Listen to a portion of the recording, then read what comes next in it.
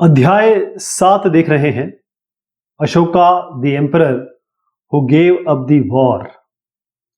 इसके सवाल जवाब देखेंगे, कोशिश करेंगे पूरा चैप्टर हम कवर कर लें।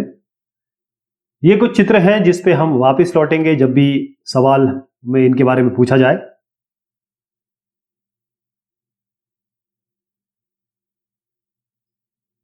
Who started the policy of धम्मा।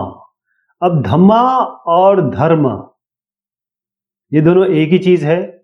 ये धर्म संस्कृत का शब्द है, लेकिन धम्मा ये प्राकृत मतलब लोकल लैंग्वेज जो वहां बोली जाती थी उसका शब्द है। तो इसका उत्तर है अशोका, सम्राट अशोक। व्हाट वाज धम्मा? धम्मा क्या है? धम्मा है कोड ऑफ कॉन्डक्ट। इसका मतलब धर्म की बात हम कर रहे हैं कि क्या चीज होनी चाहिए, एक नागरिक को कैसे अपने आचार विचार रखने चाहिए, किसी से लड़ाई नहीं करनी चाहिए, झगड़ा नहीं करना चाहिए, द्वेष नहीं रखना चाहिए। तो समाज में जीने का जो तरीका है वो चीज धम्मा में बताई गई है। मतलब एक इंसान का क्या धर्म है। The Prakrit language gave birth to the dash language. अब प्राकृत ने किसको जन्म दिया? पाली। इसका उत्तर है पाली। What was the purpose of following the policy of धम्मा?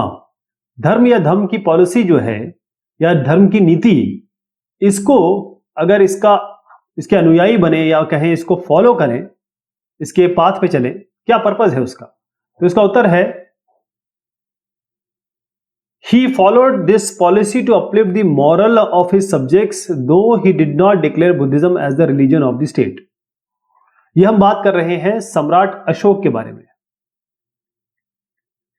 तो उनकी जो नीति थी, उनके अपने धर्म की या अपनी जो उन्होंने एक जब कलिंग का वॉर हुआ और उसके बाद उन्होंने परिवर्तन लाया अपने आप में कि अब मैं कभी भी कोई लड़ाई झगड़ा या किलिंग नहीं करूंगा, धर्म ये के राह पे चलूंगा, युद्ध नहीं करूंगा। बहुत सारी बातें जो है वो, क्योंकि वो बुद्धिज्म से प्रेरित तो थे, लेकिन उन्होंने अपना रिलीजन, अपने यहाँ का पूरे क्षेत्र का जो भी उनका एम्पायर था वहां का रिलीजन बुद्धिज्म तो नहीं बनाया, लेकिन यहां जो धर्म की बात है या उनकी जो धर्म की बात है उसको जरूर नीतिगत किया ताकि वो भी फॉलो करें और आने वाले जो लोग हैं वो भी फॉलो करें।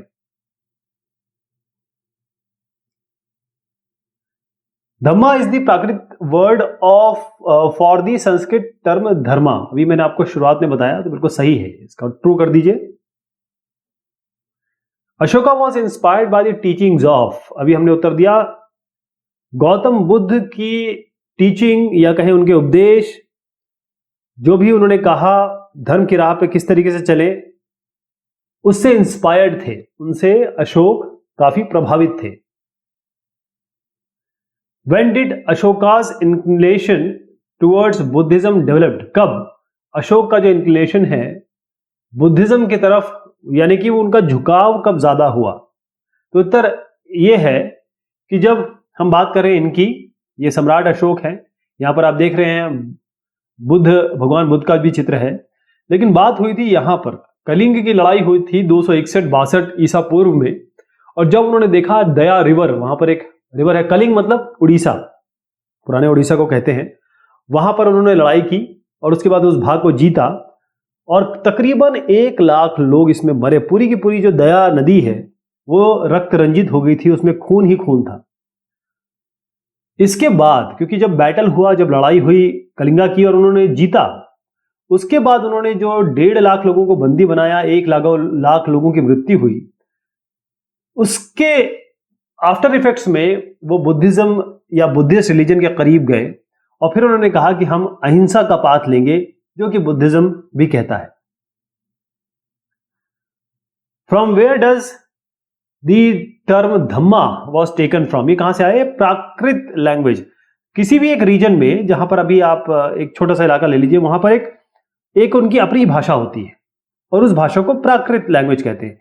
वही अगर दूसरी जगह चले जाएं आप, उनकी अपनी भाषा होगी, उसको भी प्राकृत कहेंगे, natural language, native language. Who constructed the great wall of China?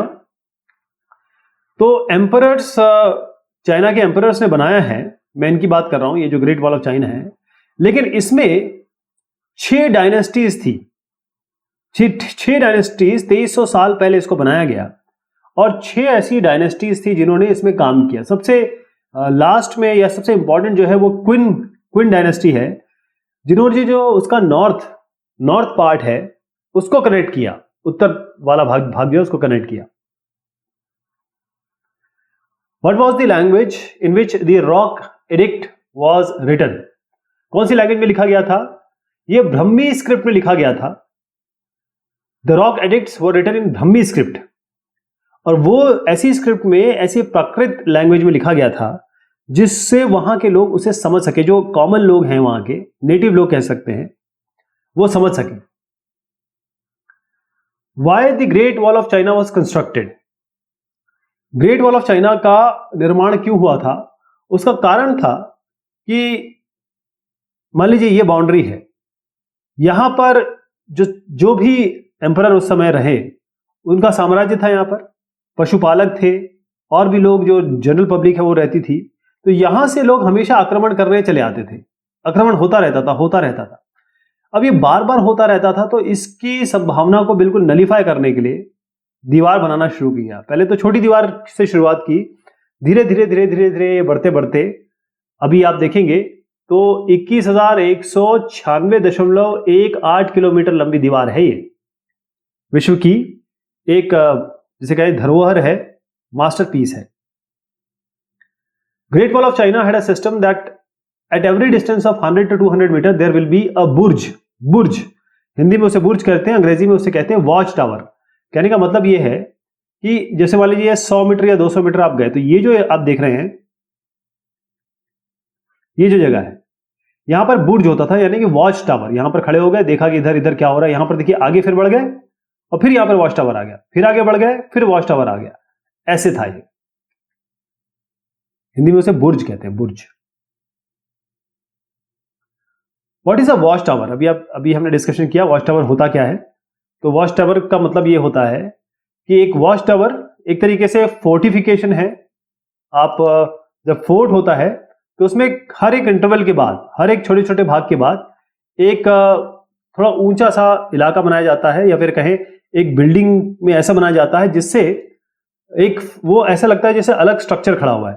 लेकिन उसका काम यही होता है, उसका जो मेन वर्क है वो ये है कि मान लीजिए अगर मैं आपको दीवार बना के दिखाऊं, दीवार में एक बीच में हमने बुर्ज बना दिया, जैसे दीवार है, यहां पर बुर्ज बना दिया, फिर आगे बढ़ाए, यहां बुर्ज बना दिया। तो यहां पर खिड़कियां होती थी, यहां पर अब हर जगह तो लोग नहीं खड़े हो सकते, यहां पर एक एक आदमी, दो दो आदमी को खड़ा कर दिया गया। अब वो वॉच रखेगा, वो देखेगा कहां क्या हो रहा है। तो वॉच टावर भी बहुत जरूरी है, केवल दीवार बना के तो फायदा नहीं है। The city of Ujjain is located on the route from dash to dash. कहां से कहां तक है? नॉर्थ से साउथ। अगर मैं आपको यहां बताऊं तो आप देखेंगे कि उज्जैन यहां है, ये नॉर्थ भाग कहलाता है हिंदुस्तान का, और ये साउथ भाग है, तो उसके दरमियान है ये। Name the emperor who was also grandfather of Ashoka. यहां पर चलते हैं, देखिए अशोका द ग्रेट के पिताजी थे बिंदुसार, और उसके ऊपर चंद्रगुप्त मौर्य। तो इनके दादाजी कौन हुए? ये तो पिताजी हो गए, ये दादाजी हो गए। चंद्रगुप्त मौर्य जो है, इन्होंने ही ये जो मौर्यन डायनेस्टी है, मौर्यन एम्पायर है, या मौर्य वंश की स्थापना की थी। यही इनके दादाजी भी हैं, चंद्रगुप्त मौर्य साहब। Name the 3 important rulers of Mauryan dynasty. तो इसमें जैसे मैंने अभी आपको दिखाया, सबसे पहले चंद्रगुप्त मौर्य, फिर बिंदुसार, और उसके बाद सम्राट अशोक। फिर से एक बार दिखा देता हूं। सबसे पहले आते हैं चंद्रगुप्त मौर्य, फिर बिंदुसार, और उसके बाद अशोक द ग्रेट, जिनकी हम बात कर रहे हैं। Name the wise man present in Chandragupta Maurya's empire. तो कहा जाता है कि जैसे मान लीजिए हमारे प्रधानमंत्री, बड़े यशस्वी प्रधानमंत्री है नरेंद्र मोदी जी। अब अगर केवल इन्हीं को देखते हुए चलेंगे तो काम नहीं बनेगा। ठीक है, ये एक आदमी है, लेकिन इनके साथ जितने इनके नेता है, ये कहें इनके मंत्री हैं, वो पूरे देश को चलाते हैं। तो चंद्रगुप्त मौर्य तो शासक थे या एम्परर थे, इनके साथ एक अगर अच्छा मंत्रिमंडल ना हो तो इनके मंत्रिमंडल, या कहें कि इनके सानिध्य में इनके साथ काम करते थे चाणक्य, जिनको हम कौटिल्य भी कहते हैं। और इनका संकलन जो है किताब में हुआ है जिसका नाम है अर्थशास्त्र, जो कि बहुत इंपॉर्टेंट किताब है, अभी आज तक उसकी वैल्यू है। तो चाणक्य थे और वो इंटेलिजेंट या वाइज मैन थे जिनके कारण चंद्रगुप्त मौर्य इतने अच्छे अच्छे डिसीजन ले पाए। Name other names of Chanakya, अभी मैंने बताया, कौटिल्य, और एक और नाम है विष्णुगुप्ता। तो चाणक्य बोला जाए, कौटिल्य बोला जाए या विष्णुगुप्ता, सब एक ही हैं। 2 years after the Kalinga War, Ashoka inscribed his message on the Sarnath pillar. तो ये सही है, आपको मैं दिखा देता हूं। ये बात हो रही है ये सारनाथ पिलर की, और इसी पे इन्होंने इंस्क्रिप्शन जो है वो आपने लिखवाया था। इंस्क्रिप्शन का मतलब ये होता है कि जो वो कहना चाहते हैं या धर्म की बात आगे पहुंचाना चाहते हैं, या चाहते हैं कि उनके जो उनके साम्राज्य में लोग हैं उसे समझें, पढ़ें, इसीलिए उन्होंने इस पे इंस्क्रिप्शन कराया 2 साल बाद। कहां? कलिंग वॉर के बाद, ये सारनाथ का जो स्तंभ है उसमें। Name a prosperous kingdom lying between the reverse Godavari and Mahanadi. तो गोदावरी और महानदी के बीच में आता है कलिंग। यहां पर देखा जाए, हम इस कलिंग की बात कर रहे हैं, ये 2 नदियों की बात हो रही है, तो इनके बीच में कलिंग है। कलिंग बेसिकली दक्षिणी, आप कहें आज के उड़ीसा का पोर्शन मान सकते हैं।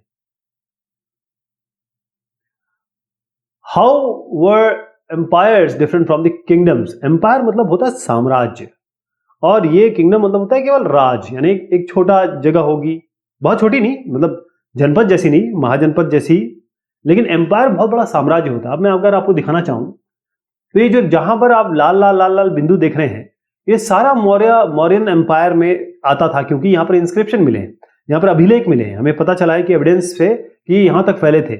इसके अलावा तक्षशिला, उज्जैन और पाटलिपुत्र, ये 3 बहुत मुख्य शहर थे जहां पर हमें बहुत सारे इंस्क्रिप्शन इंफॉर्मेशन मिलती है। तो ये एम्पायर था, ये इतना बड़ा इलाका एम्पायर ही कहलाएगा, किंगडम नहीं कहलाएगा। तो आप लार्जर कह सकते हैं, एम्पायर साम्राज्य बहुत बड़े थे किंगडम से। Which of the 2 are larger, empire और किंगडम? अब आप बताइए क्या उत्तर है इसका। एम्पायर, साम्राज्य। फ्रॉम हुम does the emperor collected tax. अब देखिए, जब हम साम्राज्य की बात कर रहे हैं या एम्पायर की बात कर रहे हैं, तो फिर क्या होगा? बहुत बड़ा इलाका होगा, और उस बड़े इलाके को गवर्न करने के लिए, सुपरवाइज करने के लिए, उस पर शासन प्रशासन चलाने के लिए बहुत सारे ऑफिशियल्स रखने होंगे, बहुत बड़ी आर्मी रखनी होगी अपने साम्राज्य को सेफगार्ड करने के लिए, सबको तनख्वाह देनी होगी, बाकी आर्मी को पैसा देना होगा, शस्त्र देने होंगे। तो ये सब तो टैक्सेस से हो पाएगा, कर से हो पाएगा, गिफ्ट से तो हो नहीं पाएगा। तो किस से लिया जाते थे? किसानों से, पशुपालकों से, हस्तशिल्पकारों से, और साथ में इन्होंने क्या किया कि कई बार देखा गया कि जो रास्ते हैं, कोई इंपॉर्टेंट रास्ता इनकी तरफ से गुजर रहा है तो उस पर भी इन्होंने टैक्स लगाए आने जाने वालों पे। Name the book from which the administration of the Mauryan empire was known. तो जैसे मैंने आपको बताया, जो कौटिल्य हैं, या हम विष्णुगुप्ता की बात कर रहे थे, या फिर जो तीसरा नाम मैंने लिया जो कौटिल्य, विष्णुगुप्ता और चाणक्य, ये तीनों एक ही बंदा है, एक ही नाम है। इन्होंने जो किताब बनाई या उनके बाद का जो संकलन हुआ, वो किताब है अर्थशास्त्र। उसमें हमें बहुत सारी चीजें पता चलती है मौर्यन एम्पायर के बारे में, मौर्य वंश के बारे में, या मौर्य साम्राज्य के बारे में। What do you mean by अर्थशास्त्र? अर्थ मतलब होता है पैसा, शास्त्र मतलब उसका ज्ञान। तो अर्थशास्त्र एक किताब है जिसमें चाणक्य, कौटिल्य, विष्णुगुप्ता, इनके विचार थे, और इसमें यह था कि किस तरीके से यहां पर शासन प्रशासन होता था उस जमाने में, उस पीरियड की बात मैं कर रहा हूं। यह सवाल है 26वां सवाल। अब इस सवाल को हम लेंगे अगली बार। अगर ये क्वेश्चन का आंसर आपको पता है तो इसको दीजिए, और इससे पता लगेगा कि आप मेरे साथ चल रहे हैं। बहुत मेहरबानी।